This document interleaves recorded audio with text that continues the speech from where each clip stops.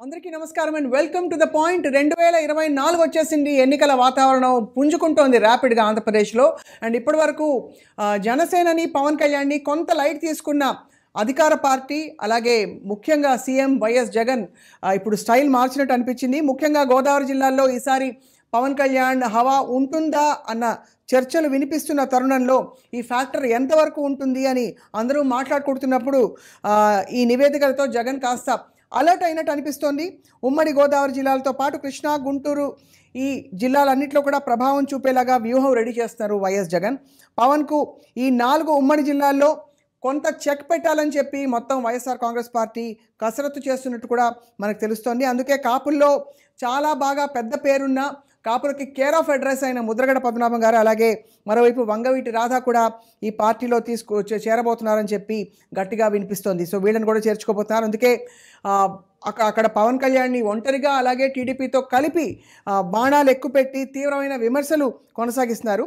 And Chandrababu అవినీతిలో పవన్ కూడా భాగస్వామే. చంద్రబాబు అవినీతిపై కొన్ని వీడియో, అలాగే ఇక పత్రికల్లో ప్రచురితమైన చాలా ఎవిడెన్సెస్ ఉన్నాయని చెప్పి ఛానల్స్ ఎందుకు ఈ విషయాన్ని ప్రస్తావించట్లేదని చెప్పి కూడా నేరుగా ఎల్లో మీడియాని కూడా టార్గెట్ చేస్తున్నారు వైసీపీ నేతలను. మొత్తానికి ఈ రాజకీయ పరిణామాలు ఎటువైపుకి దారి తీస్తున్నాయి. మరోవైపు అధికార వైసీపీలో కూడా చకచక మార్పులు జరిగిపోతున్నాయి. అసలు ఊహించనంతగా అభ్యర్థుల మార్పిడి ఏదైతే జరుగుతుందో, మరి ఇది ఏ కాన్ఫిడెన్స్తో వైఎస్ జగన్ చేస్తున్నారు, ఇదే అంశంపై మాట్లాడబోతున్నాం. వైఎస్ఆర్ కాంగ్రెస్ పార్టీ నాయకులందరికీ సుపరిచితులు సుందరరామ శర్మ గారు ప్రస్తుతం ఐ డ్రీమ్ స్టూడియోస్లో ఉన్నారు. అండ్ కాసేపట్లో రాజకీయ విశ్లేషకులు కృష్ణరాజు గారు జాయిన్ అవుతారు. శర్మ గారు నమస్కారం సార్. నమస్తే అండి. చాలా సర్ప్రైజింగ్ పరిణామాలు జరుగుతున్నాయి వైసీపీలో. ఫస్ట్ ఆఫ్ ఆల్ అభ్యర్థుల మార్పు గురించి మాట్లాడదాం సార్. ఏమిటి కసరత్తు, ఏ ఆధారంగా? అంటే ఇంతవరకు జరిగిన అభివృద్ధి పనులు కానీ, సంక్షేమ కార్యక్రమాల్లో కానీ వీరెవరూ పాలు పంచుకోలేదా మారుస్తున్న అభ్యర్థులందరూ? అంటే ఒకటి మీరు ఇందాక అంటున్నారు, పవన్ కళ్యాణ్ లేకపోతే చంద్రబాబు నాయుడు గారిని చూసి జగన్ గారు ఏదో వ్యూహం మారుస్తున్నారు, చకచక ఏవో ఇది చేస్తున్నారు అని. అసలు వాళ్ళిద్దరూ ఎక్కడ అదేంటి కురుక్షేత్ర యుద్ధంలో ఎక్కడ లేరు వాళ్ళు. రైట్. ఇవాళ జగన్ గారు చేసుకుంటున్నది తన యొక్క దీన్ని తనే రిఫార్మ్ చేసుకుంటా ముందుకెళ్తున్నాడు. ఎందుకు అని చెప్పంటే 2014 ఎన్నికలప్పుడు ఏవైతే లోపాలు జరిగినాయో వాటిల్ని 2019లో జాగ్రత్తగా, క్లారిటీగా, క్లియర్గా వాటిని ఇది చేసి 151 సీట్లు గెలిచారు. గెలిచిన తర్వాతన ఈ యొక్క పథకాలు కానీ, సంక్షేమ పథకాలు కానీ, అభివృద్ధి ఇవన్నీ తీసుకొచ్చిన తర్వాతన మళ్ళీ ఇప్పుడు నెక్స్ట్ ఏం చేయాలి, ఏ రకంగా అభ్యర్థులే కాదు, ప్రతి నియోజకవర్గమే కాదు, ప్రతి విషయంలోనూ కూడా ప్రజలకి ఎంత దగ్గరికి తీసుకుని వెళ్ళాలి ప్రజా పరిపాలన అనేదే మెయిన్గా జగన్మోహన్ రెడ్డి గారు వెళ్తున్నటువంటి దాంట్లో. రైట్. నెక్స్ట్ మీరు ఇంకో మాట ఏమంటున్నారంటే, ఇప్పుడు తీసేసేటువంటి అభ్యర్థులు వాళ్ళకి అని చెప్పనని కాదు, ఇక్కడ కొంత సోషల్ జస్టిస్ కోసం కొన్ని చోట్ల చేంజ్ చేయాల్సి వస్తూ ఉంది. కొన్ని చోట్ల ఏమన్నా కొత్త వ్యక్తులను తీసుకురావటం మూలకంగా కొంత వాళ్ళల్లో కూడా ప్రజలకు కూడా కొత్త అభ్యర్థుల్ని తీసుకుని వచ్చి రాజకీయంగా వాళ్ళకు అవకాశాలు ఇవ్వటం కానివ్వండి, లేదా ఈ అభ్యర్థుల్ని ఇంకొక చోటకి మార్చడం. అంటే ఇప్పుడు కొంతమంది మంత్రుల్ని తీసుకుని వేరే నియోజకవర్గానికి ఇవ్వటం, లేదా ఇంకొక అభ్యర్థులు ఇంకొక నియోజకవర్గానికి ఇవ్వటం. ఇది ఎందుకు చేస్తున్నారు అని చెప్పానంటే, ఎప్పుడైతే ఒకే వ్యక్తి కనుక అక్కడనే కనుక ఎస్టాబ్లిష్ అయ్యో లేకపోతే అక్కడనే ఉండేటట్టయితే ఏమవుతుందంటే, మీకు కొంత వ్యతిరేకత, లేకపోతే అతనితో మాట్లాడకపోవటం, అంటే పార్టీని దగ్గరికి తీసుకునేటంలో కొంత ఇబ్బంది ఉంటుంది. కాబట్టి మీరు ఎప్పుడైతే చేంజ్ చేస్తారో, అంతకుముందు అతని దగ్గరికి వెళ్ళినటువంటి వాళ్ళు, అతనితో రెగ్యులర్గా ఉండేటువంటి వాళ్ళు కూడా పార్టీతో మమేకమై ముందుకెళ్ళడానికి అవకాశం ఉంటుంది. కాబట్టి 1 షాట్ 2 బర్డ్స్ అన్నట్టు ప్రభుత్వ పరిపాలనతో పాటు పార్టీని కూడా ఎదుగుదల చేసుకునేటట్టుగా ముందుకెళ్తున్నారు. రైట్. ఒక విషయం చెప్పండి సుందరరామశర్మ గారు, పబ్లిక్ పర్సెప్షన్ బిల్డ్ చేయడానికి ఎంతవరకు కృషి చేసింది మీ పార్టీ? ఎందుకంటే ఇప్పటివరకు అంటే పెద్ద ఢంకా బజాయించి ఏదో మేము ఇంత పూర్తి చేసామని అక్కడక్కడ మీ నాయకులు చెప్తున్నారు తప్ప ఎక్కడా ఒక భారీ ఇది జరగలేదు. అలాగే ఇప్పుడు ప్రస్తుతం ఎన్నికలు సమీపిస్తున్న ఈ సమయంలో ఈ మార్పులు చేయడం అనేది కొంత కన్ఫ్యూజింగ్ సిగ్నల్స్ ఇస్తుంది జనానికి. వారిని ఎలా కన్విన్స్ చేయబోతున్నారు? మీరు ఒక ఇదిలో మీరు అన్నది కరెక్ట్గా ఏంటంటే, జగన్మోహన్ రెడ్డి గారు 2011లో పార్టీ పెట్టిన తర్వాత ఆయన పార్లమెంటు మెంబర్గా గెలిచారు. గెలిచే రాజకీయ సంస్థాగతంగా పెద్దగా ఇదేమీ లేదు అక్కడ. 2014 ఎన్నికలకు కూడా ఆయన యొక్క కరిష్మాతోటే ముందుకెళ్లారే తప్ప యొక్క పార్టీ కింద సంస్థాగతంగా బ్రహ్మాండంగా మెంబర్షిప్ లేకపోతే ఇవి నాకున్నంత వరకు లేదు. కానీ 2019లో కూడా మళ్ళీ ఆయన ఏదైతే పాదయాత్ర చేశారో పాదయాత్రతో ఏం చేశాడంటే కంప్లీట్గా పార్టీని ఎస్టాబ్లిష్ చేసేసాడు. అంటే ప్రతి చోట కూడా లీడర్షిప్ని బిల్డప్ చేసుకుంటూ వెళ్ళిపోయాడు. అంటే అక్కడికి వెళ్ళి మెంబర్షిప్లు చేసి ఇది ఒక పక్కనైతే, అది కాకుండా తను పాదయాత్ర చేసేటప్పుడే ఐడెంటిఫై చేసేసాడు ఎవరు కావాలి లీడర్స్, ఎవరు ఎట్లా వెళ్ళాలి, ఎవరు కావాలి అనేటువంటిది 2019లోనే ఒక రకంగా ఐడెంటిఫై చేసుకున్నాడు. దాంతో ఇప్పుడు మీకు వచ్చేసరికల్లా ఏం చేస్తున్నారంటే పార్టీ ప్రభుత్వం రెండు ఇప్పుడు సంయమనం చేసుకోవాలి. 2014లో ఆయన అధికారంలో లేడు కాబట్టి 2019 పాదయాత్ర పార్టీ పరంగా లేకపోతే రాజకీయంగా గెలవటం కోసం ఉపయోగపడింది. కానీ ఇప్పుడు వచ్చేసరికల్లా ఏం చేయాలి, ప్రభుత్వము పార్టీ రెండింటినీ కూడా సంయమనం చేసుకుంటూ 2 చక్రాలు అంటారు చూసారండి, పరిగెత్తించాలి. దానికి ఇవాళ రోజు నేను చేస్తున్నటువంటిది, ఇవాళ చంద్రబాబు నాయుడు గారి యొక్క 40 ఏళ్ల ఇండస్ట్రీలో, నేను ఇదేదో మనం పొలిటికల్గా ఇవాళ ఏదో వైసీపీ అని కాదు, కానీ ఎవరికి చిక్కట్ల. ఎందుకంటే ఈయన చేస్తున్నటువంటిది ఇవాళ ఇప్పుడు మార్చటం అనేటువంటిది చంద్రబాబు ఏం చేస్తున్నాడు, వెయిట్ చేస్తున్నాడు, ఎవరైనా తీసేస్తే వాడు నా దగ్గరికి వస్తారేమో. ఇంత దారుణమైనటువంటి రాజకీయ పరిస్థితుల్లోకి చంద్రబాబు గారిని నెట్టేసేయటం జరిగింది. ఇక పవన్ కళ్యాణ్ గారు అయితే వాళ్ళిద్దరూ తేరుకునేటప్పటికి ఎన్నికలు అయిపోతాయండి. మీరు ఇందాక అంటున్నారు వాళ్ళని చూసి ఏమి వ్యూహాలు ఏం లేవు. ఈయన వ్యూహం ఒకటే ఏంటంటే 175 గెలవటమే కాదు, 30 సంవత్సరాల పాటు తను ఈ రాష్ట్ర ముఖ్యమంత్రిగా ఉండాలి, కొనసాగాలనే ఒక కాన్ఫిడెన్స్ ఉందంటారు. 100%. ఇంకొకటి కూడా ఏంటంటే నేషనల్ లెవెల్లో తన యొక్క ఇదిని కనిపించాలి, తన యొక్క దాన్ని ఏమంటారండి, ఆయన యొక్క ప్రభావం కనిపించాలి అనేటువంటి దాంతో ముందుకెళ్తున్నాడు. రైట్. కృష్ణరాజు గారు జాయిన్ అవుతున్నారు, ప్రముఖ రాజకీయ విశ్లేషకులు. నమస్కారం సార్. నమస్తే అండి కృష్ణరాజు గారు. ఆబ్వియస్లీ అంటే ఇప్పుడు ఈ 2-3 రోజుల్లో జరిగిన చకచక మార్పులు ఏవైతే జరిగాయో, వైసీపీ అభ్యర్థుల లిస్ట్ వస్తున్న కొద్దీ చాలా ఆశ్చర్యానికి గురవుతున్నారు చాలా మంది విశ్లేషకులు. మీ అంచనా ఏమిటి సార్, ఎందువల్ల ఇన్ని మార్పులు జరుగుతున్నాయి అంటారు? ఈ 2-3 రోజుల మార్పుల గురించి మనం మాట్లాడుతున్నాం, కానీ దీనికి సంబంధించి గత ఏడాదిగా జరుగుతున్న కసరత్తు గురించి మనం చర్చించుకోవట్లేదండి. దాని గురించి మనం చర్చించుకోవాలి. ఎందుకంటే గత ఏడాది ఆయన 170 స్థానాలకు గాను 170 స్థానాలు గెలుచుకోవాలి అని చెబుతూ ప్రతి శాసన సభ్యుడిని కూడా మీరు గడప గడపకు తిరగండి అని చెప్పి ఒక 1.5 year నుంచి చెప్తున్నాడు అమ్మాయిన. ఇప్పుడు కొత్తగా చెప్పడం కాదు. సాధారణంగా మన రాజకీయ నాయకులు లేదా ప్రజాప్రతినిధులు ఏం చేస్తారంటే ఎన్నికల సమయంలో మాత్రమే ప్రజలను కలుసుకోవటం, ఆ ప్రజల వీరిని ఈసరించుకోవడం జరుగుతూ వస్తుంది. అవును. ఎందుకంటే చాలా మంది మీరు మాకు ఆ పని చేయలేదు, ఈ పని చేయలేదు అని చెప్పి చెప్తున్నారు. లేకపోతే ఏమంటారంటే మీరు ఎన్నికల సమయంలో మాత్రం మేము గుర్తుకొస్తామా అని ప్రజలు ప్రశ్నించేందుకు ఆస్కారం గతంలో ఉండేది. కానీ అటువంటి దానికి తావు లేకుండా జగన్మోహన్ రెడ్డి గారు తన శాసనసభ్యులందరినీ కూడా గడప గడపకు తిరగమని చెప్పి గత ఏడాదిన్నరగా కోరుతున్నారు. దీంట్లో కొంతమంది అలసత్వం వహించారు, కొంతమంది పనితీరు ఆయన ఆశించిన స్థాయిలో లేదు. రైట్. వీరికి సంబంధించి గత ఏడాదిగా జరుగుతున్న కసరత్తులో భాగంగా నాకున్న సమాచారం ప్రకారం అయితే ప్రతి శాసన సభ్యుడికి సంబంధించి దాదాపు 300 పేజీల రిపోర్టు ఉంది. దాంట్లో వారి సమర్థత, నైతికత, అలాగే ప్రజల్లో వారికి ఉన్న ఆదరణ, వారి నిర్లక్ష్యం, ఇవన్నీ కూడా దాంట్లో ఉన్నాయి. అయితే గతంలో రాజకీయాలకి ఇప్పుడు రాజకీయాలకి తేడా ఏమిటంటే, జగన్మోహన్ రెడ్డి చేసిన రాజకీయాల తేడా ఏంటంటే ఈయనెక్కడా కూడా సెంటిమెంట్ పాలిటిక్స్ కి తావివ్వటం లేదమ్మా, పెర్ఫార్మెన్స్ కే ఆయన తావిస్తున్నారు. సెంటిమెంట్ అంటే గతంలో గెలిచారు కాబట్టి ఇప్పుడు నేను గెలుస్తాను, మీరు నాకు ఎందుకు ఇవ్వలేదు అని చెప్పి ఎవరైనా అడిగినా గానీ దాన్ని ఆయన కన్సిడర్ చేయటం లేదు. ఆయన గత ఏడాదే పార్టీ ఇంటర్నల్ సమీక్షలు, పార్టీ అంతర్గత సమీక్షల్లో చాలా స్పష్టంగా చెప్పారు, మీరు బాధపడద్దు, నేను మీకు టికెట్ ఇవ్వలేదని చెప్పి. ఒకవేళ మీరు టికెట్ ఇవ్వలేదని చెప్పి మీ బాధ మీకుంటే మీరు పార్టీ నుంచి వెళ్ళిపోండి, నాకు అభ్యంతరం లేదు అని చెప్పి ధైర్యంగా చెప్పిన ఏకైక నాయకుడు నిజంగా చెప్పాలంటే జగన్మోహన్ రెడ్డి గారు. అదే అంటే ఆ ధైర్యానికి అంటే మూలం ఏమిటి, ఆ ధైర్యానికి కాన్ఫిడెన్స్కి ఏమిటి బేసిస్ అని చాలామంది, అంటే ఆయన చేసిన మంచి పనులతో పాటు ఏ నాయకుడికైనా కొంత అఫ్కోర్స్ ఎన్నికల్లో గెలిపే పరమావధిగా అది ప్రయత్నించడం అన్నది చాలా సర్వసాధారణం. కానీ ఈసారి మీరు నచ్చకపోతే వెళ్ళిపోండి, మీరు నచ్చితేనే ఓటేయండి అని చెప్పే ఆ స్టైల్ ఏదైతే ఉందో దానికి బేసిస్ ఏమిటని మాట్లాడుకుంటున్నాం సార్. ఇప్పుడు మీకు 151 మందిలో సుమారుగా 50 మంది స్థానాలు మారుస్తున్నారు మంత్రి. దాంట్లో కొంతమందికి సీట్లు ఇవ్వకపోవచ్చు. అదే మీకు 1/3 మాత్రమే మీకు కొంత రిషఫల్ జరుగుతూ ఉంది. అవును. అయితే దీనికి సంబంధించి కూడా ఆయనకున్న కాన్ఫిడెన్స్ కన్నా కూడా ఆయనకున్న రిపోర్ట్స్ ఏమా, ఇది వీరి ఈ శాసన సభ్యుల పనితీరు బాగా ఉంటే బహుశా అసలు వారిని ఆయన టచ్ చేసే అవకాశం ఉండదు మిగతా 100 మంది లాగా. అంటే వీరి పనితీరు బాగాలేదు. ఇంటర్నల్ గా కూడా కొంతమంది గ్రూపులు ప్రోత్సహించడం కావచ్చు, లేకపోతే ఇతరత్ర అంశాలలో కూడా వారు నిమగ్నమై ఉన్నారు. పార్టీ వ్యతిరేక కార్యకలాపాలకు వాళ్ళు పాల్పడ్డారు. మీకు నెల్లూరు జిల్లాలో అనేక మంది తన సామాజిక వర్గం అంటే రెడ్డి సామాజిక వర్గ నాయకులే వారే బయటకు వెళ్ళిపోయారు అంతే, వేరే గత్యంతరం లేకుండా. అంటే ఇక్కడ ఆయన క్యాస్ట్ కూడా చూడలేదు, ఇక్కడ క్యాస్ట్ చూడలేదు, సెంటిమెంట్ చూడలేదు. అయితే ఇక్కడ ఆయనకున్న నమ్మకం ఏమిటంటే ఆయన ఇప్పటి వరకు చేస్తున్న ప్రజా సంక్షేమం అలాగే అభివృద్ధి కార్యక్రమాలు ఈ రెండు తనను గెలిపిస్తాయనే భావనతో పాటు ఇటువంటి నేపథ్యంలో తనకు సపోర్ట్ గా ఉండి తన ఆశయాలు లేకపోతే ఆలోచనలకు అనుగుణంగా నడుచుకునే శాసనసభ్యులు ఉంటే బాగుంటుందని చెప్పి ఆయన భావించారు. అలా కాకుండా ఆయన ఈ పాత వారితోనే అంటే ఇట్లాగా ప్రజల ఆమోదం పొందలేని వారిని కూడా ఈసారి మళ్ళీ టికెట్లు ఇచ్చి వారు ఓడిపోతే ఆ ఓటమి అనేది మొత్తం పార్టీకే నష్టం కలుగుతుందనే భయం కూడా ఆయనకు ఉండి ఉంటుంది. ఇంకో విషయం చెప్తాను మీకు. ఆయన ఇప్పుడున్న అనుసరిస్తున్న విధానం మీకు కార్పొరేట్ ఎడ్యుకేషనల్ సిస్టమ్ లో మీకు అవును ఎలా అయితే ఫలితాలు చెప్పంటారన్నమాట. అంటే 100% ఫలితాలు ఎలా వస్తాయి? ఫస్ట్ వాళ్ళందరూ ఏం చేస్తారంటే అందరినీ జాయిన్ చేసుకుంటారు.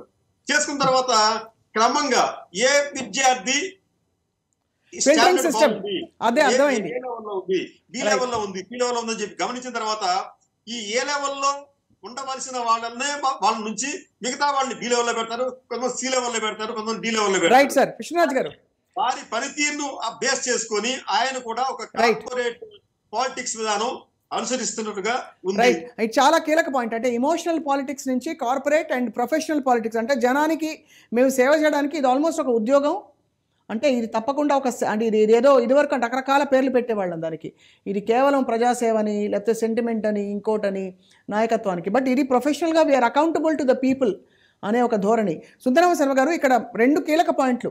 ప్రతిపక్షాల పొత్తులు ఎలా ఉండబోతున్నాయి, రెండోది ఇప్పుడు తాజాగా మనకు వినిపిస్తున్న డెవలప్మెంట్ షర్మిలని ఏపీ రాజకీయాల్లోకి దించడం అన్నది, అది ఆ పరిణామాన్ని ఎలా చూస్తున్నారు సుందరరామ శర్మ గారు? అంటే జగన్మోహన్ రెడ్డి గారి యొక్క పొలిటికల్ ఇది కనుక మనం చూసినట్లయితే ఈ చుట్టాలు, కులాలు, లేకపోతేనేమన్నా ఇవి ఆయనకి మొదటి నుంచి కూడా ఒక రకంగా చెప్పాలంటే అచ్చిరాల. ఎందుకంటే కాంగ్రెస్ పార్టీలో ఉన్నారు, వాళ్ళ నాన్నగారు తీసుకొచ్చినటువంటి ఏ ఒక్కరైనా కూడా ఆయనతో పాటు నిలబడ్డారా?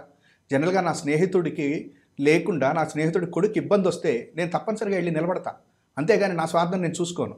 కానీ పాపం ఆ రోజున జగన్మోహన్ రెడ్డి గారు బయటికి వచ్చి పార్లమెంట్కి పోటీ చేస్తుంటే వాళ్ళ అమ్మగారిని పులివెందుల్లో నిలబెడితే ఆ రోజున రాజశేఖర రెడ్డి గారి దగ్గర ఉన్నటువంటి లేదా ఆయన ద్వారా పైకి వచ్చినటువంటి ఏ వ్యక్తి కూడా ఆయన పక్కన నిలబడలా. అయినా కానీ ఆయన ముందుకు వెళ్ళిపోయాడు. నేను మాట ఇచ్చాను, నల్ల చెరువు గుట్ట దగ్గర నేను మాట ఇచ్చాను, దానికోసం నిలబడతాను అన్నాడు.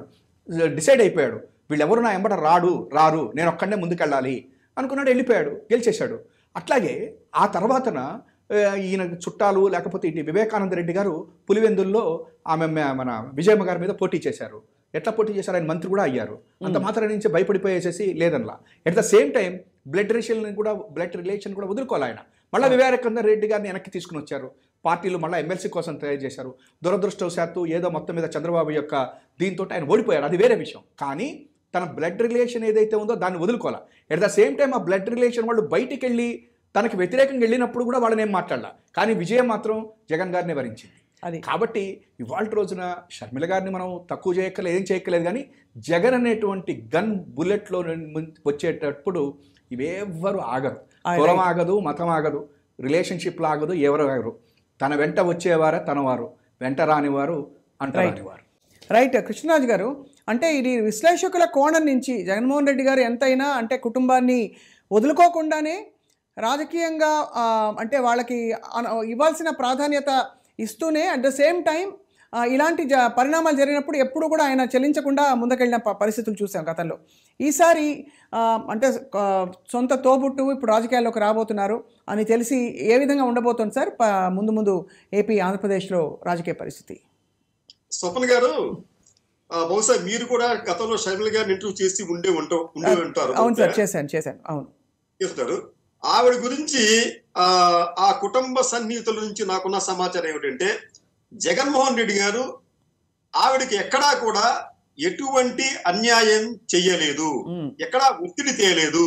అయితే తెలంగాణలో పార్టీ పెట్టేటప్పుడు మాత్రం ఆయన సలహా ఇచ్చారు, అమ్మా నువ్వు అది మంచి పద్ధతి కాదు, మనం ఇట్లా విడిపోయి చేస్తే లేనిపోని రాంగ్ సిగ్నల్స్ వస్తాయి అక్కడి నుంచి మనకు. అది తెలంగాణలో అనేక అంశాలు ఏపీతో ముడిపడి ఉంటాయి, మీరు అక్కడ మీరు ఒక విషయం అక్కడ మాట్లాడితే దానికి భిన్నంగా నీ ఇక్కడ ఏపీలో ఇంకో విషయం మాట్లాడాల్సి వస్తుంది, ఇవన్నీ కూడా అపోహలకు కారణం అవుతాయి, కాబట్టి మీరు ఒకసారి ఆలోచించుకోండి అని చెప్పినప్పుడు షర్మిల గారు వినలేదు. ఇది అందరికీ తెలిసిన విషయం ఏది అంటే, షర్మిల గారు తాను చేసింది తప్పు, దానికి సంబంధించి నేను ఫలితాన్ని ఎదుర్కోవాలి అని ఆమె అప్పట్లో భావించలేదు. కానీ తర్వాత ఏమైందమ్మా, ఆవిడ దాదాపు 3000 కిలోమీటర్ల పాటు పాదయాత్ర చేసినప్పటికీ కూడా ఆమె ప్రభావం తెలంగాణ ప్రాంతంలో ఈసమంతైనా లేదు.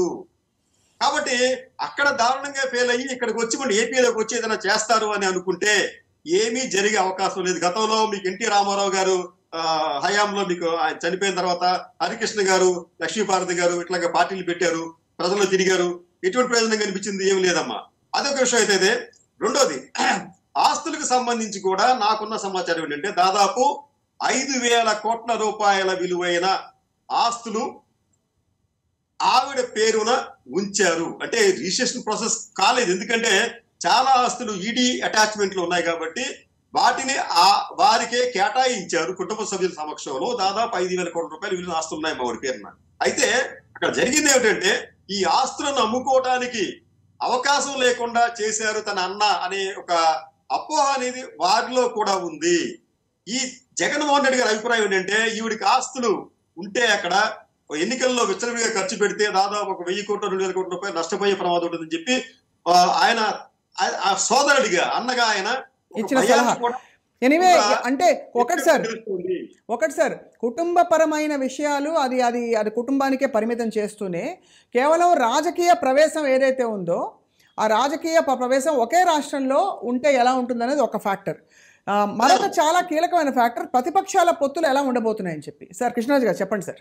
మీకు చెప్పాను కదా ఇందాక, ఎన్టీ రామారావు రక్త సంబంధీకులు హరికృష్ణ వచ్చి పార్టీ పెట్టాడు ఆయన, తర్వాత వారిని వరించిన లక్ష్మీపార్వతి గారు పార్టీ పెట్టారు, వారు సాధించింది ఏముంది? ఏమి లేదమ్మా. రెండోదంటే కాంగ్రెస్ పార్టీ, ఆవిడ ఏదో కాంగ్రెస్ పార్టీకి ఇది గతంలో ఈ కుటుంబానికి ఎవరైతే హాని చేశారో సోనియా గాంధీ గారు కావచ్చు, లేకపోతే ఇతర నాయకులు కావచ్చు, వారి దగ్గరికి వెళ్ళటం, వాళ్ళ ఆహ్వానం మేరకు వారు చెప్పింది వినటం, మళ్ళీ వారి సలహాల మేరకు ఆంధ్రప్రదేశ్ లో పార్టీ నాయకత్వాన్ని స్వీకరించడం అనేది కూడా మరొక చారిత్రక తప్పదవుతుంది షర్మిల గారిది. ఎందుకంటే అసలు ఇక్కడ కాంగ్రెస్ పార్టీకి దిక్కు లేదమ్మా. ఇక్కడ గతంలో జరిగిన ఎన్నికల్లో వారికి 100 కన్నా తక్కువ ఓట్లు వచ్చాయి. నేను గొప్పగా అడుగుతాను ఎవరన్నా, ఈ రోజు కాంగ్రెస్ పార్టీకి ఆంధ్రప్రదేశ్ శాఖ అధ్యక్షుడు ఎవరంటే వెంటనే చెప్పలేరు, మీరు కూడా చెప్పలేరు. అంటే ఇది జగన్మోహన్ రెడ్డి గారు కూడా స్వయంగా కామెంట్ చేశారు. సుందరం శ్యామ్ గారు మీరు చెప్పాలి, ఎందుకంటే జగన్మోహన్ రెడ్డి గారు కూడా ఈ మధ్య కాలంలో కామెంట్ చేసినట్టున్నారు, కాంగ్రెస్ పార్టీ కుటుంబాన్ని చీల్చి రాజకీయాలు చేస్తోందని చెప్పి. అందేను ఒకటి కృష్ణాంజనేయులు గారు అన్నట్టు, కృష్ణరాజు గారు అన్నట్టు ఒకటి మాత్రం నిజం, కాంగ్రెస్ పార్టీకి ప్రెసిడెంట్ ఎవరో కూడా కనుక్కోవాలి అనేటువంటి పరిస్థితి మాత్రం నిజమే. కాకపోతే మా బోటి వాళ్ళకి కొంతమందికి తెలుసు, ఎందుకంటే గిడుగు రుద్రరాజును పెట్టారు కాబట్టి, పాపం ఎప్పటి నుంచో ఉన్నాడు కాబట్టి. కానీ ఒకటి మాత్రం నిజం ఏంటంటే ఇవాళ మీరు షర్మిల గారి యొక్క ప్రభావం ఏదైతే అంటున్నారో అది రాష్ట్రం మీద కాంగ్రెస్ పార్టీకి ఏంటి అంటే, కాంగ్రెస్ పార్టీ ఆమెను తీసుకుని రావటం మూలకంగా లేదా ఆమెకి రేపు పొద్దున ఒక రాజ్యసభ సీటు ఇవ్వటం మూలకంగా కొంత కాంగ్రెస్ బతికున్నది, లేకపోతే ఇప్పుడు అసలు దాన్ని ఏమంటారంటే వెంటిలేటర్ మీదకి తీసుకుని రావచ్చేటువంటి అవకాశాలు ఉంటాయే తప్ప ఇది వచ్చేసేసి జగన్ గారి యొక్క దీని మీద ప్రభావం చూపం. అయితే చంద్రబాబు నాయుడు గారు కానీ పవన్ కళ్యాణ్ గారి యొక్క ఉద్దేశం ఏంటంటే షర్మిల గారిని తీసుకుని వచ్చి షర్మిల గారు ఏదో జగన్మోహన్ రెడ్డి గారికి ఇది చేస్తే అని చెప్పననేటువంటిది చూస్తుంటే నిజంగా ఎంత దారుణం అంటే ఆ వారాంత పలుకులు ఆయన రాసేవి అవి చూస్తే నాకు నవ్వొస్తుంది. ఏంటంటే అంటే ఇంతకీ చంద్రబాబు నాయుడు అయిపోయిందని వాళ్ళే చెప్పేస్తున్నారు. అంటే ఇప్పుడు చంద్రబాబు గారు ఏమీ లేదు, చంద్రబాబు అవుట్ ఆఫ్ అయిపోయాడు కాబట్టి అట్లీస్ట్ దానికి అదేదో కురుక్షేత్ర యుద్ధంలో ఎట్లయితే వాడైపోయారు వీళ్ళైపోయారో అన్నది అయిపోయాడు, తమ్ముడు అయిపోయాడు అన్న తర్వాత ఎవరో వాళ్ళని పట్టుకురా అంటే వాళ్ళని పట్టుకొచ్చినట్టుగా ఇవాళ షర్మిల గారిని ముందు పెట్టి ఏదన్నా యుద్ధం చేయాలనేటువంటి పరిస్థితికి దిగజారిపోయినారు. కాబట్టి మనం ఒక్కటి మాత్రం చెప్పచ్చు, ఈ 24 ఎలక్షన్స్ వరకు మాత్రము జగన్మోహన్ రెడ్డి గారి యొక్క జగన్నాథ రథచక్రాలను ఆపటం ఎవరి వల్ల కాదు. రైట్. చాలా కీలకమైన మూడో పాయింట్ సార్ ఇవాళ మాట్లాడుతున్నది. ఒకటి సొంత పార్టీలో జరుగుతున్న మార్పులు, రెండోది సోదరి షర్మిల, అలాగే కాంగ్రెస్ పార్టీ ప్రవేశం ఆంధ్రప్రదేశ్ రాజకీయాల్లోకి. ఇక మూడో కీలకమైన పాయింట్ పొత్తులు ఎలా ఉండబోతున్నాయి, అసలు జనసేన ఏం చేయబోతోంది, జనసేనకి ఎన్ని సీట్లు వస్తాయని అనుకుంటున్నారు. ఎందుకంటే ఇప్పుడు ప్రతిపక్షాలు బలమైన ప్రచారం చేస్తున్నాయి ఏమని, దట్ ఇంకా నెక్స్ట్ రాబోయేది మేమే అని చెప్పి.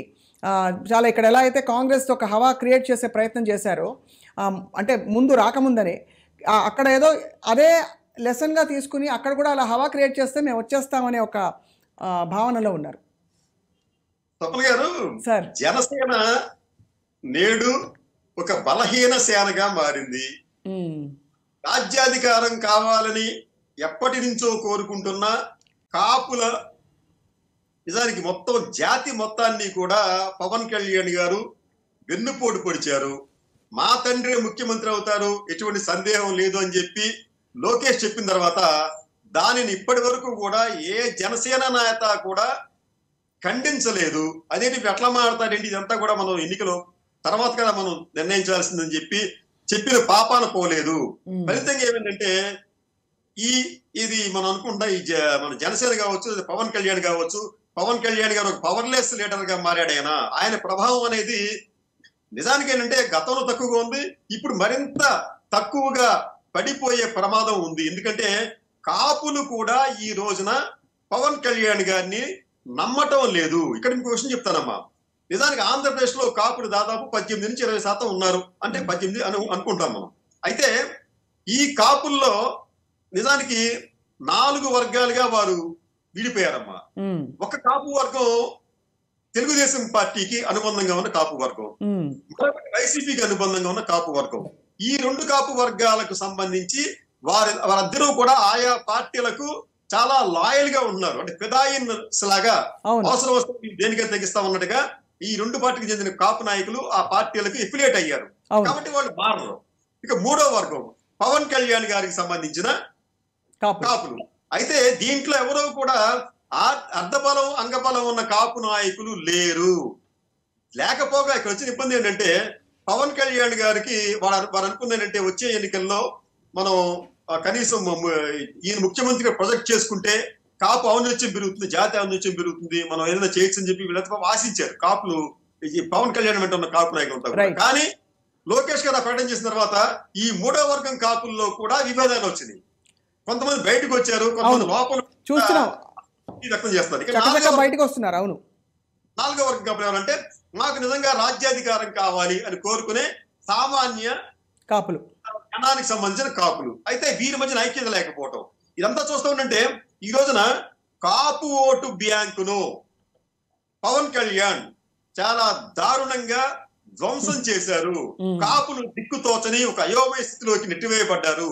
కాపులు తిరిగి మరోసారి అవమానం పాలు చేయడానికి పవన్ కళ్యాణ్ కారణమయ్యారు. ఎందుకంటే లోకేష్ గారు ఎప్పుడైతే ఆ ప్రకటన చేశారో దాన్ని ఖండించకపోవడం అనేది వారు చేసిన ఒక పెద్ద తప్పిదం. ఇక్కడ ఫలితంగా ఏంటంటే పవన్ కళ్యాణ్ గారు కేవలం తెలుగుదేశం పార్టీ కోసం పనిచేస్తున్నారని చెప్పి ప్రజలు భావించినప్పుడు ఆ పార్టీని ఈ పార్టీని అంటే ఓటు బ్యాంకు ఏ సమంతైన ఎత్తైనా గానీ పెరగదు. మనకి సంస్కృతం పాడుందమ్మా, తక్షకేంద్రాయ స్వాహ అని చెప్పి. అంటే దాని అర్థం ఏంటంటే తక్షకుడు అనే ఒక నాగుపాము కాపాడుకోవటానికి ఈ యజ్ఞ యాగాదుల నుంచి ఇంద్రుడి సింహాసనం చుట్టుకుంటే అది గమనించిన ఈ యజ్ఞం చేసేవాళ్ళు ఒక మాట ఉంటారు, తక్షకేంద్రాయ స్వాహ, అంటే తక్షకుడు ఇంద్రుడు కూడా వచ్చి ఈ హోమంలో పడిపోవాలని చెప్పి. అలాగే ఈ ప్రజలు జరుపుతున్న ఈ హోమంలో వారిద్దరూ కూడా సమిధులయ్యే ప్రమాదం ఉంటుంది తప్ప వారికి వచ్చే లాభం అయితే మాత్రం ఇక్కడ ఒక్క నిమిషం సిద్ధరామ శర్మ గారు, అంటే మీ కామెంట్ ఏంటి సార్? అంటే చాలా అంటే భారీగా ఒక వారాహి యాత్ర చేసి తీవ్రమైన విమర్శలు చేసి ఆల్మోస్ట్ స్పీచ్లో రోజుకు ఒక పంచ్ డైలాగ్ చెప్పుకుంటూ వెళ్ళిన పవన్ కళ్యాణ్ గారు ఇప్పుడు లేటెస్ట్గా మొన్న లోకేష్ గారి ఆయన యాత్ర ముగిసిన తర్వాత ఆయన ఇచ్చిన 2-3 ఇంటర్వ్యూలు కూడా చూశారు మీరు. ఏదో చాలా ధీమా వ్యక్తం చేస్తున్నారు, మేము కలిసి వస్తాము, ఇలా గెలుస్తామని. మరి బీజేపీ మాట ఏమిటి? ఇక్కడ 2 విషయాలు ఉన్నాయండి. ఒకటి పవన్ కళ్యాణ్ గారి యొక్క ఓట్ బ్యాంక్ అనేటువంటిది, మనం ఏదైతే కాపులు ఓట్ బ్యాంకు పవన్ కళ్యాణ్ అంటున్నామో అది కరెక్ట్గా లేదు ఇవాళ రోజున. ఎందుకంటే ప్రజారాజ్యం పార్టీ అప్పుడు మాత్రం కాపు సామాజిక వర్గంలో ఉన్నటువంటి వాళ్ళందరూ కూడాను yes this is the high time అని మన చిరంజీవి గారు ఎంబడ వచ్చిన మాట వాస్తవం. అయితే ఆ రోజున 2 పొట్టేళ్ల మధ్య ఎప్పుడైతే చిరంజీవి గారు వచ్చారో కొన్ని ఇబ్బందులు ఇదే తెలుగుదేశం పార్టీకి సంబంధించిన వాళ్ళు ఇదే పచ్చ మీడియా ఆ రోజు చిరంజీవి గారి మీద విపరీతమైనటువంటి ఆరోపణలు చేసి డబ్బులకి టిక్కెట్లు అమ్ముకుంటున్నారని చెప్పనని, లేకపోతే చిరంజీవి గారిని ఇష్టం వచ్చినట్టుగా ఇచ్చేసి ఆయన ఫెయిల్ చేయడానికి కారణమయ్యారు. అయితే అదే మాట మా పవన్ కళ్యాణ్ గారు కూడా ఆ రోజున ఉన్నటువంటి ప్రజారాజ్యం యువనేత గారు కూడా చెప్పడం జరిగింది. కానీ ఆ రోజున కూడా మీరు కనుక చూసినట్లయితే కొంత సాలిడ్గా వెళ్ళింది అని చెప్పని అంటున్నారు, కానీ మొత్తంగా కాదు. కానీ గెలుపుకి కారణం ఆ రోజున ఏదో ఉత్తర గోదావరి జిల్లాలో పవన్ కళ్యాణ్ ఇంపాక్ట్ అది ఇది అని చెప్పని అనేటువంటిది కరెక్ట్, పూర్తిగా కాదు. కాపుల్లో కూడా చాలా మంది జగన్మోహన్ రెడ్డికి ఆ రోజు కూడా ఓట్లు వేసిన మాట వాస్తవం. అసలు జగన్మోహన్ రెడ్డి గారు ఎంతమందికి ఇచ్చారండి ఆ రోజు పార్లమెంట్ సీట్లు? అసలు ఆ రోజున కనుక జగన్మోహన్ రెడ్డి గారు కనుక గెలిచినట్టుంటే కాపులు ఇవాళ రోజున ఆల్మోస్ట్ తెలుగుదేశం పార్టీని మించి పైకి వచ్చేసేవాళ్ళు. ఆ రోజున ఆయన ఏలూరు పార్లమెంట్ దగ్గర నుంచి తోటా చంద్రశేఖర్కి ఇచ్చారు, తర్వాత మచిలీపట్నం ఇచ్చారు, తర్వాత విజయవాడ అంటే గుంటూరు, ఇట్లా ఆయన కాపుల్ని బ్రహ్మాండంగా తీసుకుని వచ్చాడు. ఇవాళ గవర్నమెంట్లో కూడా 4 రెట్లకి ఇస్తే 4 కాపులకి ఇచ్చాడు. రైట్, అంటే ఒక రకంగా కాపుల్ని మొదటి నుంచి కూడా జగన్మోహన్ రెడ్డి గారు కాపు కాస్తూ వచ్చాడు. కానీ ఈ యొక్క పవన్ కళ్యాణ్ ఇవాళ వచ్చిందంతా కూడా ఈ సినిమా వాళ్ళు. అంటే ఇప్పుడు ఇక్కడ ఫస్ట్ ఎంత మనకి కార్పొరేటైజేషన్ అయినా ముందు జనం నాయకులు క్యాడర్లు కనెక్ట్ అయ్యేది ఒక సెంటిమెంట్తో. సో ఆ ఆత్మగౌరవాన్ని నిలబెట్టలేదు, మా కోసం పోరాడలేదు అనే ఒక భావన అయితే కలుగుతుంది కదా సార్? డెఫినెట్గా ఉందండి. అంటే చాలా మంది కాపు నాయకులు ఆఫ్ రికార్డ్ మాట్లాడినప్పుడు బయటకు వచ్చిన తీరు చూస్తే ఈరోజు జేడీ లక్ష్మీనారాయణ గారి పరిస్థితి ఏంటి సార్? ఆయన పార్టీ పెడుతున్నారు, దాన్ని కూడా చెప్పాలి. ఒకటండి, ఇమోషన్స్ సెంటిమెంట్స్ డెఫినెట్గా రాజకీయాల్లో ఉండి తీరుతాయి. ఉండి తీరుతాయి. కాకపోతే ఇక్కడ ఏమైందో చెప్పంటే, పవన్ కళ్యాణ్ గారు వారాహి యాత్ర బిగిన్ చేసిన, అసలు ఆ యొక్క జైలు దగ్గరికి వెళ్ళి చంద్రబాబు నాయుడు గారితో ఉంటాను, నేను ఆయన ముందుకు నడిపిస్తానని చెప్పిన, మేనిఫెస్టో 1వ తారీఖు రిలీజ్ చేస్తున్నామని చెప్పిన, ఇవన్నీ కూడా అతని యొక్క ఫెయిల్యూర్. ఎందుకంటే రాజకీయంగా అపరిపక్వతది. అది చంద్రబాబు నాయుడు ఏం మాట్లాడలా, లోకేష్ ఏం మాట్లాడాలి ఆ రోజున, అక్కడ పక్కనున్న బాలకృష్ణ మాట్లాడాల, ఇతని చేత మాట్లాడిచ్చేశారు. ఇవాళ వచ్చేసరికల్లా అతను సీఎం క్యాండిడేట్ అని చెప్పని మాట్లాడేశారు. కాబట్టి ఒక్కటి మాత్రం నిజం, ఇవాళ పవన్ కళ్యాణ్ అనేటువంటి అతను తెలుగుదేశం పార్టీలో చివరిదాకా ఉంటాడని అయితే నేను అనుకోవట్లా.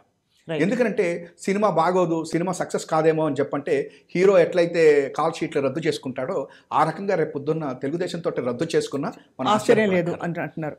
ఇంకా జేడీ లక్ష్మీనారాయణ గారి పార్టీ, జేడీ లక్ష్మీనారాయణ గారిది నేను నిన్ననే చూశాను మేడం. బాగా నవ్వొచ్చింది ఏంటంటే, జేడీ లక్ష్మీనారాయణ గారికి ఏంటి జగన్ గారు పెట్టించారు అది ఇది అని చెప్పి. అసలు ఆ పచ్చపత్రికలు మాట్లాడేది అసలు ఆ రోజు జైల్లో జగన్ గారు ఉన్నప్పుడు ఈ పచ్చపత్రికల్లో లక్ష్మీనారాయణ గారు చెప్పినవి చెప్పనివి, అసలు ఆయన నడుస్తుంటే అదేదో సినిమా హీరో నడుస్తున్నట్టు ఫోటోలేసి ఇవన్నీ చేసినటువంటి ఈ బ్యాచ్ ఇవాళ ఆయన్ని చేత ఈయన పార్టీ పెట్టించుకోవడానికి. అసలు రెండోది, ఆ రకమైనటువంటి పిచ్చి రాజకీయాలు చేసే చంద్రబాబు నాయుడు గారు దెబ్బతింటున్నాడు. 2009లో అనుకుంటా లోక్సత్తా పార్టీ జయప్రకాష్ నారాయణ పట్టుకొచ్చారు. ప్రజారాజ్యం ఉంది, ఇవన్నీ చేల్తాయి, కొన్ని మేధావులు ఉన్నారు, వాళ్ళు ఎవరు ఓట్లేరు, అది వాళ్ళందరూ మన జయప్రకాష్ నారాయణకి వేస్తాడని చంద్రబాబు చేసుకున్నటువంటి పిచ్చి పని ఓడిపోయాడు. అట్లా జగన్మోహన్ రెడ్డి గారి దగ్గర ఒకటి ఏంటంటే, ఎవరి మీద ఆధారపట్టాల, అతను రాజకీయాన్ని ఏం చేస్తున్నాడంటే స్ట్రైట్ ఫార్వర్డ్ తీసుకెళ్తున్నాడు. నేను ఇవాళ ఈ దేశంలో అంటే నాకున్న మీకు లేదు అని పెద్దవారు మీరందరికీ కాదు, ఇందిరాగాంధీ తర్వాతన నేను అప్పుడు చాలా చిన్నోడిని, ఇందిరాగాంధీని చూస్తే ఆ యొక్క ఇది ఏంటి గరీబీ హఠావో, అసలు ఆ నినాదం ఏంటి, గరీబీ హఠావో అనగానే ఒక్కసారి అంతకు ముందు ఉన్నటువంటి నిజలింగప్ప లాంటి వాళ్ళందరూ జెండా బీకేశారు. బ్యాంకుల జాతీయకరణ, ఇట్లా అంటే ఒక సంక్షేమాన్ని ప్రజల్లోకి తీసుకుని వెళ్ళినటువంటి నాయకుడు అయిన తర్వాత ఏ మాటకు ఆ మాట ఇవాళ నరేంద్ర మోడీ ప్రజల్లోకి తీసుకుని వెళ్ళిపోతున్నట్టు ఇవాళ ఈ రాష్ట్రంలో ఇంతకు ముందు ఉన్న ఇంత పెద్దవాళ్ళది కాకుండా జగన్మోహన్ రెడ్డి గారు ఇవాళ ఒక్కటి చిన్నది, కాకినాడలో ఎంత డైరెక్ట్ సెంటిమెంటు డైరెక్ట్ ఇమోషన్లోకి తీసుకుని వెళ్ళాడో చూడండి. నేను పింఛన్లు 3,000 రూపాయలు ఇస్తున్నాను, ఇంతకుముందు చంద్రబాబు ఎందుకు ఇవ్వలేకపోయాడు అంటే 40 ఏళ్ల ఇండస్ట్రీ, 14 సంవత్సరాల ముఖ్యమంత్రి ఏమి ఇచ్చాడు అనేటువంటిది ఒక్కసారి నాకు ఆలోచనలోకి వచ్చాను కదా. కానీ మీరు రోడ్లు వేయలేదు, మీరు ఇండస్ట్రీలు తీసుకురాలేదు, మీరు అభివృద్ధి చేయలేదు. ఈ ప్రచారంతో ప్రతిపక్షాలు ముందుకు వెళ్తున్నప్పుడు మీరు ఇచ్చే పెన్షన్లు సంక్షేమ పథకాలు వాటితో సరిపెట్టుకుంటారు జనం అనుకుంటారా? ఇవాళ వెళ్తే రోడ్లు బాగాలేవు, మమ్మల్ని పట్టించుకోలేదు, అసలు మా ఏరియాలో కొత్తది రాలేదు, ఉద్యోగాలు రాలేదు, ఇలా కంప్లైంట్ చేస్తారు కదా. ఇదొక్కటి మాత్రము మీతోటి నేను ఏకపించేది ఏంటంటే, ప్రచారం చేత కావట్ల. రోడ్లకి ఇవాళ జగన్ గారు ఖర్చు పెట్టినంత చంద్రబాబు నాయుడు ఖర్చు పెట్టల. చంద్రబాబు నాయుడు గారు ఏపీ రోడ్డు డెవలప్మెంట్ కార్పొరేషన్ అని చెప్పారని 2018లోనే ఒక జీవో నెంబర్ 34 తీసుకుని వచ్చి ఏమని చెప్పాడంటే అసలు రోడ్లు ఏవి బాగలేదు, మొత్తం వేయడానికి నాకు 3,000 కోట్ల అప్పని తీసుకుని వచ్చి పసుపు కుంకుమ పంపించాడు. దాన్ని మేము బయట తీసుకుని రాలేకపోతున్నాం. ఎంతసేపటికి కూడా మేము వీళ్ళు మా రోడ్లు బాగాలేదు అంటే ఆ రోడ్లు బాగాలేదనే దాని మీద మాట్లాడుతున్నాం తప్ప చంద్రబాబు నాయుడు 2013 తర్వాత రాష్ట్రంలో రోడ్లకి ఎక్కడ ఖర్చు పెట్టలేదు చంద్రబాబు నాయుడు. కానీ ఇవాళ జగన్ గారు ఖర్చు పెడుతున్నటువంటిది మేము ప్రచారం చేయట్లేదు. చివరికి ఒకటండి, మీరు అన్నది 100%. నేను నిన్న బాంబే, ఢిల్లీ వెళ్తే లాజిస్టిక్స్ గురించి నేను మాట్లాడితే ఒకళ్ళిద్దరితో మాకు పోర్ట్స్ వస్తున్నాయి, 4 పోర్ట్స్ వస్తున్నాయంటే మీ రాష్ట్రంలో 4 పోర్ట్సా? అవును. ఎవరు ఏంటి అని అడుగుతున్నారు. ఇండస్ట్రీ, లాజిస్టిక్స్ ఇండస్ట్రీ, ఈ 4 పోర్ట్లు వస్తున్నాయా? రామాయపట్నం వస్తుంది, మచిలీపట్నం పోర్ట్ వస్తుంది, మూల ఇట్లా చేస్తున్నారు మా జగన్ గారు అని చెప్పంటే ఇదేంది గుజరాత్ను మించిపోయేటట్టున్నారా మీరంటే? గుజరాత్ను మించిపోయేటట్టు ఉన్నాము కానీ మరి మాకు ఎవరికి తెలియదు అన్నారు. ఇది మా పరిస్థితి. అదొక్కటి మాత్రం నిజంగా జగన్ గారి యొక్క ప్రభుత్వంలో, ఎందుకంటే చంద్రబాబు నాయుడు గారు కొన్ని వేల కోట్ల రూపాయల ప్రచారంకే ఖర్చు పెట్టుకున్నాడు, కానీ వాళ్ళు చేసింది కూడా మేము చెప్పుకోలేకపోతున్నాం. ముఖ్యంగా 4 పోర్ట్స్ ఏమన్నా ఒకటి ఈ పోర్ట్స్ తోటే మోడీ గారు అంత పెద్ద గుజరాత్ని తీసుకుని వెళ్ళాడు. ఇవాళ ఈ పోర్ట్స్, ఎయిర్పోర్ట్స్ తోటి అసలు జగన్ గారు చేస్తున్నటువంటిది బ్లూ ఎకానమీ అనేటువంటిది ఇది ప్రపంచంలో రాబోయే దానికి ఇవాళ 974 కిలోమీటర్ల తీరాన్ని ముందుకు తీసుకుని వెళ్తున్నటువంటి జగన్మోహన్ రెడ్డి గారు ప్రచారం చేసుకోలేకపోతున్నామని మీరు ఏదైతే అంటున్నారో అది మాత్రం కరెక్ట్. రైట్. ఫైనలీ కృష్ణరాజు గారు, మనం కన్క్లూడ్ చేసేలోపు ఇప్పుడు కొంతమంది టికెట్లు రాలేదనో లేకపోతే బాగా సీనియర్లు అయిపోయి వాళ్ళు పనులు చేయలేదని చెప్పి పక్కన పెట్టిన నాయకుల బ్యాచ్ ఎవరైతే ఉంటారో వాళ్ళు ఇప్పుడు ఏంటి కాంగ్రెస్ గూటికి చేరుకుంటారా, టీడీపీలో చేరతారా? మీకు ఎలాంటి అంచనా కలుగుతుంది సార్ కృష్ణరాజు గారు? అంటే పేర్లు నేను చెప్పట్లేదు, ఎందుకంటే ఎంత లేదన్నా వాళ్ళు పాపం సీనియర్ నాయకులు కాబట్టి. వారు అట్లా కదమ్మా, వారు ఎంత సీనియర్ నాయకులు అయినప్పటికీ కూడా ప్రజాగ్రహాన్ని కొని తెచ్చుకుంటే ఎక్కడ గెలవలేదు కదా. అవును. ఈ పార్టీలో ఇది మీరు ఒక ఎమ్మెల్యేగా ఉండి అయినప్పటికీ కూడా మీకు ఇక్కడ ఈ పార్టీలో మీకు టికెట్ రాలేదు అంటే మీరు ఎంత సమర్థులో ప్రజలకు తెలుసు కదా. అవును. అటువంటి సమర్థులను తీసుకెళ్లి టీడీపీనో లేదా కాంగ్రెస్ పార్టీ టికెట్లు ఇచ్చే అవకాశం ఉంటుందా? ఇస్తే ఆ పార్టీలో ముఖ్యంగా తెలుగుదేశం పార్టీలో చేర్చుకుంటే ఆ పార్టీలో ఊరుకుంటారా? ఎందుకంటే అక్కడ కూడా ఆ పార్టీ నుంచి కూడా టికెట్ ఆశించేవాళ్ళు చాలా మంది ఉంటారు అక్కడ. రైట్. అటువంటి దాన్ని తీసుకొచ్చి ఇక్కడ ఈయన తీసుకొచ్చి అక్కడ పెడితే వాళ్ళు ఎందుకు సపోర్ట్ చేస్తారు? కాబట్టి ఏంటంటే వీరు అంటే ఈ స్వయం ప్రకాశం లేని ఈ ప్రజాప్రతినిధులు they are not self illuminated అమ్మా. వారంతా వారు గెలవలేరు. వీరందరినీ ఇప్పుడు కొంతమంది పార్టీని వీడుతున్నారు కదా, ఇవి వీడే వాళ్ళలో అందరూ కూడా రేపు ఇండిపెండెంట్ గా పోటీ చేస్తే 199% మంది ఓడిపోతారు, దాని సందేహం లేదు. 190% మంది డిపాజిట్లు రావు, సందేహం లేదు. అంటే ఎట్లా మీరు మీ అంతటా మీరు మీ రాజకీయాన్ని ఒక వ్యాపారంగా మార్చుకొని ప్రజలతో మీరు మమేకం కాకుండా ఏవో ఒక వ్యక్తి కష్టంతో మీరంతా శాసనసభ్యులకు ఎన్నికయ్యి మళ్ళీ నాకు ఇవ్వలేదు అవకాశం అంటే అది తప్పు కదా. అది ఖచ్చితంగా ప్రజలు దాన్ని కూడా హర్షించే అవకాశం లేదు. ప్రజలు జగన్మోహన్ రెడ్డి గారు తీసుకున్న నిర్ణయాన్ని వారు చాలా సానుకూలంగా అర్థం చేసుకున్నట్టుగా కనిపిస్తోంది.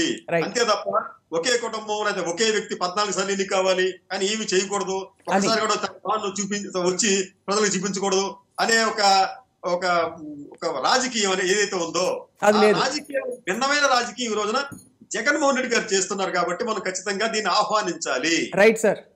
రైట్. కృష్ణరాజు గారు, సుందరరామ శర్మ గారు, చాలా కూలంకషంగా మాట్లాడుకున్నాం. మొత్తానికి ఈ 2-3 విషయాలలో చాలా ఆచితూచి వ్యవహరిస్తున్నారు. అంటే ముఖ్యమంత్రి వైఎస్ జగన్ అండం కంటే కూడా ఇక్కడ మీ పార్టీ అధినేత, ఎందుకంటే రాజకీయంగా ఆయన ముందరకెళ్తున్న పద్ధతి చూస్తే అభ్యర్థులు సరిగ్గా పనిచేయని వాళ్ళని మార్చడం లేదు, నియోజకవర్గాలు మార్చడం లేదు, తీసేయడం ఏదో ఒకటి. రెండో వైపు ప్రతిపక్షాలను ఎక్కడా కూడా జంకు లేకుండా సూటిగా విమర్శించడం, అంటే వాళ్ళన్న మాటలకు కానీ వాళ్ళు చేసిన, అలాగే ప్రతిపక్ష మీడియా ఏదైతే ఉందో మీడియాని కూడా సూటిగా ప్రశ్నించడం, మరోవైపు కుటుంబాన్ని చీలుస్తోందన్న కాంగ్రెస్ పార్టీని కూడా కామెంట్ చేయడం, ఇలా అన్ని వైపుల నుంచి కూడా ఎక్కడా తేడా లేకుండా తగ్గేదేలే అన్నట్టు ముందరకెళ్తున్నారు. వేచి చూద్దాం సుందరరామ శర్మ గారు ఎలా ఉంటుంది ఈసారి రసవత్రమైన ఈ ఎన్నిక అని చెప్పి. ధన్యవాదాలు సార్ ఇవాళ ఈ డిబేట్లో పాల్గొన్నందుకు. నమస్కారం. Thank you all for watching to the point.